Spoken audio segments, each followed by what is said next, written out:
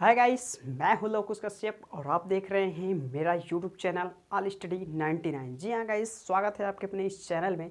Guys, आज की जो ये वीडियो होने वाली है वो साइंस पे बेस्ड है। जी हाँ गाइस, साइंस के बारे में हम अपन जानेंगे कि साइंस की उत्पत्ति कहाँ से हुई। जी हाँ गाइस, तो इस वीडियो में जो है हम इसी के बारे में आज चर्चा करने वाले हैं।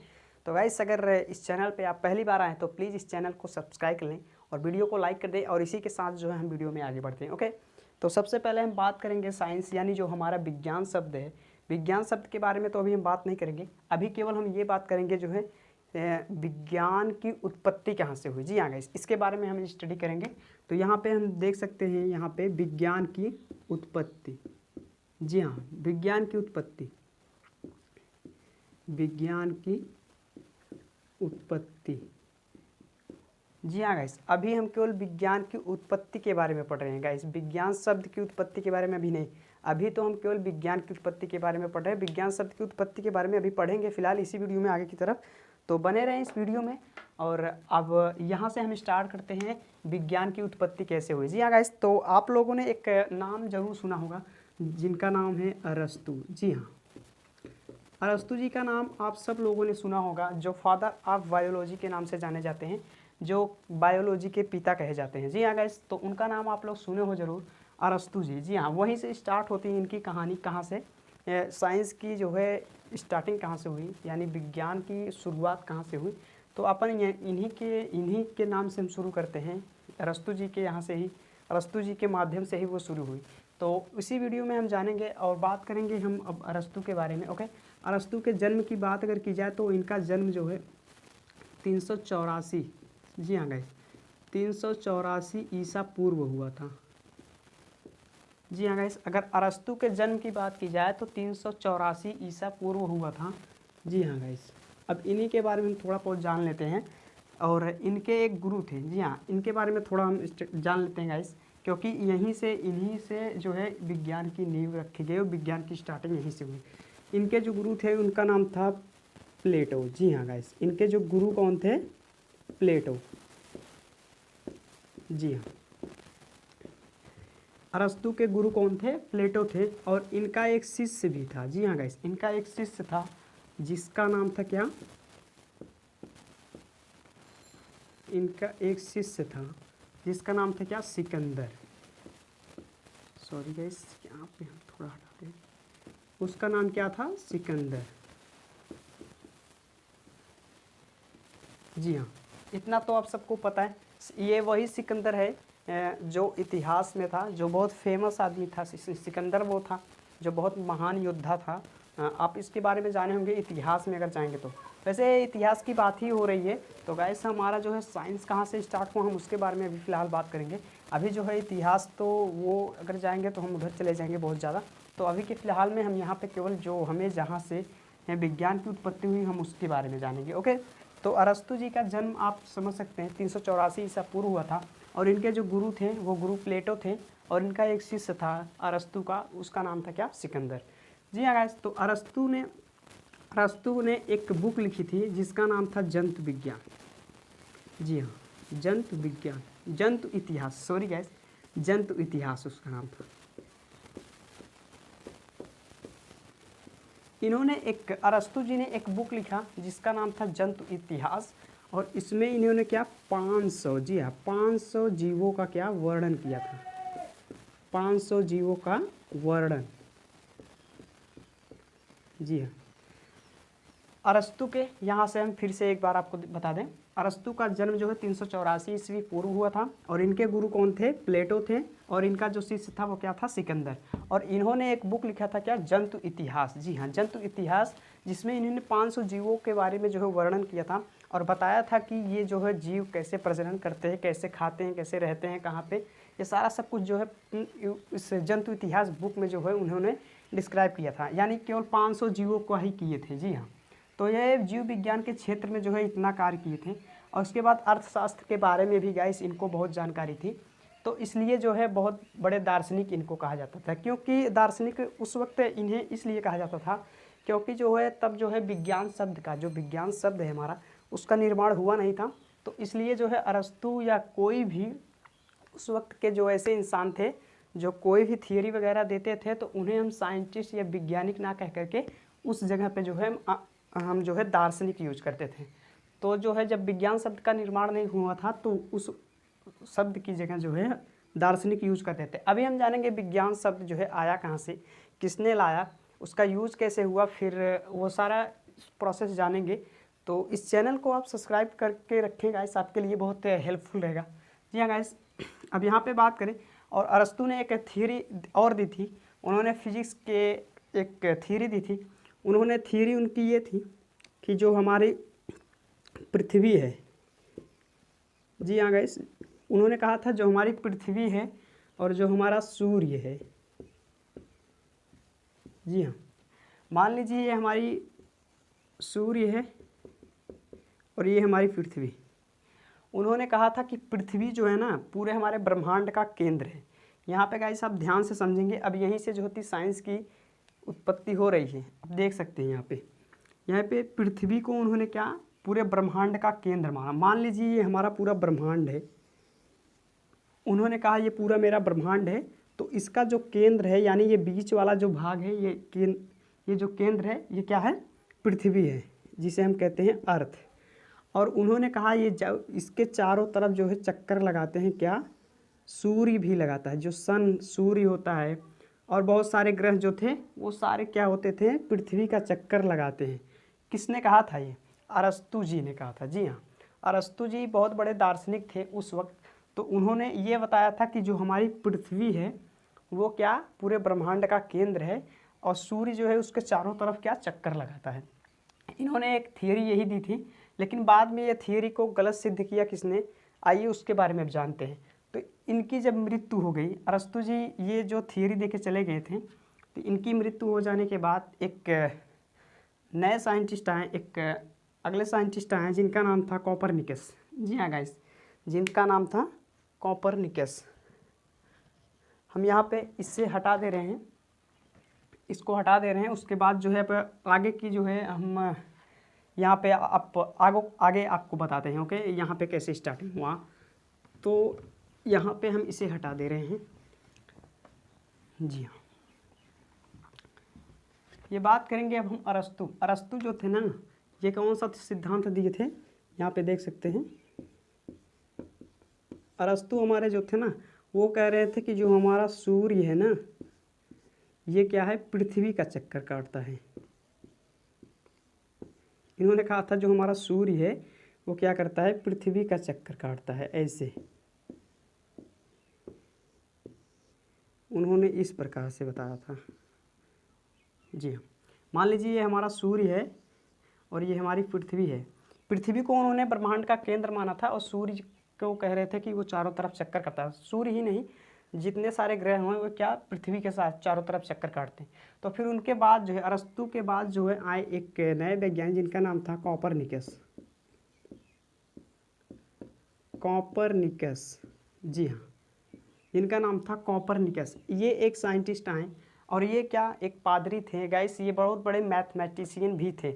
इनके पास बहुत कला थी, ये बहुत एक्चुअली पेंटिंग वगैरह भी करते थे, बहुत बड़े जो है दार्शनिक थे। जी हाँ गाइस, बहुत बड़े दार्शनिक थे।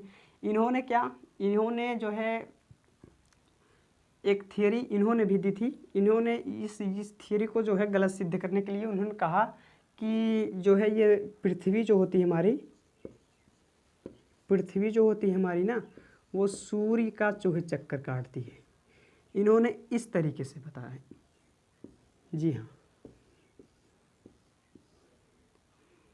इन्होंने इस तरीके से बताया कि जो हमारी पृथ्वी होती है वो ब्रह्मांड का केंद्र नहीं होती, यानी हमारे ब्रह्मांड के केंद्र से बाहर है पृथ्वी, और पृथ्वी जो है ना हमारे सूर्य का चक्कर लगाती है। और इन्होंने क्या, अरस्तु जी ने क्या बताया था कि पृथ्वी का चक्कर जो है सूर्य लगाती है, ये उसी का बिल्कुल अपोजिट बता दिए थे कि ऐसा नहीं ऐसा होता था। बशर्ते इसमें होता है, इन दोनों में हुआ क्या कि इनकी थियरी को लोग ज़्यादा मानते थे। उस वक्त जो है गाइस ना अंधविश्वास बहुत ज़्यादा था, उस वक्त जो है अंधविश्वास बहुत ज़्यादा था। तो लोग जो है अरस्तु के ऊपर ज़्यादा विश्वास इसलिए करते थे क्योंकि इन्होंने जीव विज्ञान के क्षेत्र में बहुत सारी बुकें लिखी थी, और अर्थशास्त्र के बारे में भी बहुत सारा जो है बुकें लिखी थी। तो इस तरीके से जो है अरस्तु के वो जो सारे फार्मूले थे जीव विज्ञान के और अर्थशास्त्र के, तो वो सारे फार्मूले जो थे ना फिट थे, सही थे, लागू होती थी हर जगह। तो उन्होंने सोचा कि जो है अरस्तु के जो ये सिद्धांत हैं ये बिल्कुल सही हैं और ये जो कोपरनिकस कह रहे हैं ये बिल्कुल गलत है। तो पादरियों में जो है उस वक्त बहुत अंधविश्वास था। पादरी जो थे, जैसे वो गिरजाघर में जो रहते हैं ना, चर्च में जो रहते हैं वही लोग पादरी थे। तो वो लोग ना अपने जो आदमी आते थे उन लोग को भी वही बताते थे कि अगर कोई भी इंसान अगर पूछता था बाहर ये चाँद तारे क्या होते हैं, ये कैसे होता है, क्या होता है, ये क्यों चमकता है रात में, ये क्या है जो दिन में चमकता है, तो वो बताते थे कि देखिए पृथ्वी जो है ना हमारे, वो अरस्तु वाला फार्मूला बताते थे, कोपरनिकस का नहीं बताते थे। कोपरनिकस जब आए उन्होंने बताया इस तरीके से, तो वो जो सारे पादरी थे वो गुस्सा होकर के कोपरनिकस को बोले तुम ऐसा बता रहे हो, हमारे अरस्तु जी ऐसे बता के गए हैं और तुम आए हो ऐसे बता रहे हो। तो इस तरीके से कोपरनिकस से उनका जो है बहुत बड़ा झगड़ा हो गया और कोपरनिकस को वो लोग अपने जो है गिरजाघर से उन्हें निकाल दिया, कहा कि जाओ आप यहाँ से हट जाओ, आपका जो है आप गलत सिद्धांत बता रहे हो, आप गलत बता रहे हो। पृथ्वी जो है सूर्य का चक्कर नहीं काटती, सूर्य बल्कि पृथ्वी का चक्कर काटता है। पृथ्वी जो होती है हमारे पूरे ब्रह्मांड का केंद्र होती है। एक्चुअली हुआ क्या था कि पृथ्वी को इन्होंने केंद्र माना था और इन्होंने पृथ्वी को केंद्र नहीं माना था, सूर्य को केंद्र माना था। तो बाद में इन दोनों में ऐसे विवाद होता रहा, कोपरनिकस भी वहाँ से चले गए। उसके बाद कुछ 100 सालों के बाद जो है एक नए वैज्ञानिक हमारे यहाँ, गैलीलियो साहब। जी हाँ, कौन? गैलीलियो गैलीली इनका पूरा नाम था। जी हाँ गाइस, गैलीलियो साहब आए, उन्होंने कहा, उनके पास एक्चुअली था कुछ, मतलब ये दो थियरियाँ थी, एक ये और एक ये दो थियरी थी और उनको ये सिद्ध करना था इन दोनों में से सही थियरी कौन सी है। जी हाँ गाइस, अब यहाँ पे इंटरेस्टिंग कहानी इस तरीके से बनती है कि इन दो थियरियों में से एक थियरी तो सही होगी, डेफिनेटली एक थियरी सही होगी, लेकिन इसमें से कौन सही है कौन नहीं, क्योंकि जो अरस्तु थे वो अपने प्रिडिक्शन के हिसाब से, यानी अपनी सोच के हिसाब से, क्योंकि ना ही इनके पास कोई इंस्ट्रूमेंट था, ना ही इनके पास कोई इंस्ट्रूमेंट है, यानी ना ही इनके पास कोई सूक्ष्मदर्शी या माइक्रोस्कोप वगैरह कुछ नहीं था। यानी वो रात को बैठते थे, देखते थे तारों को और उसके बाद अपने मैथमेटिक्स की मदद से जो है उन्होंने एक इस प्रिडिक्शन को निकाला कि पृथ्वी जो है सूर्य का चक्कर काटती है। कोपरनिकस ने निकाला और अरस्तु जी ने निकाला था कि जो सूर्य जो है पृथ्वी का चक्कर काटती। तो ये अपना मत दिए थे, ये अपना मत दिए थे। तो गैलीलियो साहब आए, वो बोले कि भाई ये हमारे पास दो थियरियाँ हैं, अब इसमें से कौन सही है कौन गलत है, उन्हें यही सिद्ध करना था। तो वो सोच रहे थे कि भाई अगर वो प्रेडिक्शन दे के चले गए हैं कि भैया वैसे बिना मतलब किसी प्रूफ के, केवल मतलब अपने प्रेडिक्शन के हिसाब से वो दे के चले गए हैं, ये भी और ये भी, और अगर हम भी उसी तरह से दे देंगे तो भाई मतलब नहीं रह जाएगा। तो उन्होंने सोचा कि जी नहीं, हम इसकी पूरी रियलिटी जानेंगे और लोगों को बताएंगे। फिर अभी इस पे और इस पे विवाद था, लोग इसी को सही मानते थे, इसे गलत मानते थे। लेकिन गैलीलियो साहब ने अपने ही द्वारा जो है एक सूक्ष्मदर्शी का निर्माण किया। कितने में? 1609 ईस्वी में। जी हाँ, 1609 ईस्वी में उन्होंने एक टेलीस्कोप का जो है आविष्कार किया। जी हाँ, एक टेलीस्कोप, एक जो है टेलीस्कोप का, जी हाँ, एक टेलीस्कोप का जो है निर्माण किया उन्होंने, और उसने जो है पृथ्वी पे बैठ करके सारे तारों के बारे में और ग्रहों के बारे में, पृथ्वी, सूर्य, चंद्रमा के बारे में, इन सब के बारे में जो है उन्होंने स्टडी किया इसी टेलीस्कोप की मदद से। और उन्होंने फिर बाद में बताया कि कुछ दिन बाद जो है उन्होंने बताया कि जो है इन दोनों में से जो थियरी सही है वो कोपरनिकस की थियरी बिल्कुल सही साबित हुई और अरस्तु जी की जो थियरी थी वो बिल्कुल गलत हो गई। जी हाँ, इस तरीके से गाइस इस इंटरेस्टिंग कहानी का अंत यहीं पे कर दिए थे। कौन? गैलीलियो साहब। गैलीलियो साहब ने आए, वो जो है 1619 में एक टेलीस्कोप बनाए। भैया ये लोग अपने अपने प्रेडिक्शन दे के चले गए थे, यानी अपने अपने हिसाब के, अपने अपने सोच के हिसाब से इन्होंने दिया था। भाई सूर्य जो है पृथ्वी का चक्कर लगाती है, अरस्तु जी कहते, कोपरनिकस कहते पृथ्वी जो है सूर्य का चक्कर लगाती है। तो भाई इसमें से जो है सही सिद्ध करना था, तो गैलीलियो साहब ने एक टेलीस्कोप बनाया। कितने में? 1609 ईस्वी में। और उन्होंने इससे 1609 ईस्वी में ये टेलीस्कोप की मदद से उन्होंने ग्रहों का जो है अध्ययन किया और अध्ययन करके उन्होंने बताया कि जी हाँ भैया, जो कोपरनिकस हमारे बताए थे वो बिल्कुल राइट थियरी है, वो सही है। पृथ्वी जो होती है हमारे सूर्य का चक्कर काटती है और पृथ्वी जो होती है पूरे हमारे ब्रह्मांड का केंद्र नहीं है, केंद्र है हमारा क्या? सूर्य है। ब्रह्मांड का हमारे जो केंद्र है वो कौन है, सूर्य है। तो इस तरीके से ओवरऑल ये थ्योरी जो होती पूरी सिद्ध हुई। तो आपको समझ में आया होगा गाइस इतने में कि जो है साइंस का जो है स्टार्टिंग, साइंस की स्टार्टिंग कहाँ से हुई, तो यहीं अरस्तु जी की हुई। और अरस्तु जी को फादर ऑफ बायोलॉजी क्यों कहा गया, क्योंकि इन्होंने जीव विज्ञान के क्षेत्र में बहुत बड़ा काम किया था। जी हाँ गाइस, उस वक्त के यानी इस सन के मुताबिक आप देख सकते हो गाइस, इतने पीछे इन्होंने 500 जीव का जो है वर्णन किया था अपने जंतु इतिहास, एक बुक लिखी थी। और एक ही बुक नहीं, बहुत सारी जंतुओं के बारे में बहुत सारी बुक लिखी थी, लेकिन जो जंतु विज्ञान थी वो ज़्यादा फेमस थी। इसमें 500 जीवों का वर्णन किए थे उन्होंने।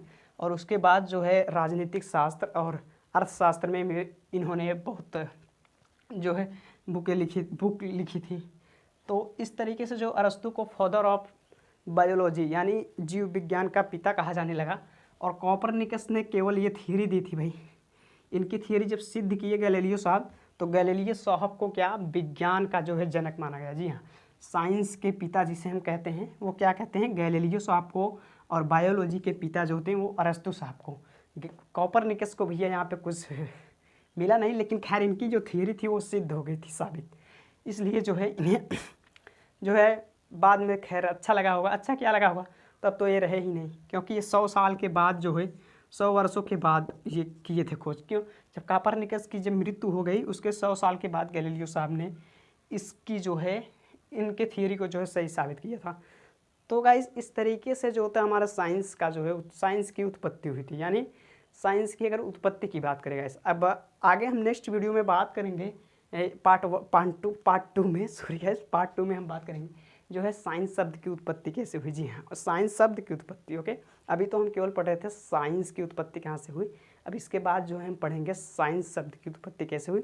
तो मिलते हैं अगले नेक्स्ट वीडियो में, तब तक के लिए गाइस पढ़ते रहिए और वीडियो को शेयर करिए। और मिलते हैं तब तक अगले नेक्स्ट वीडियो में, तब तक के लिए गुड बाय।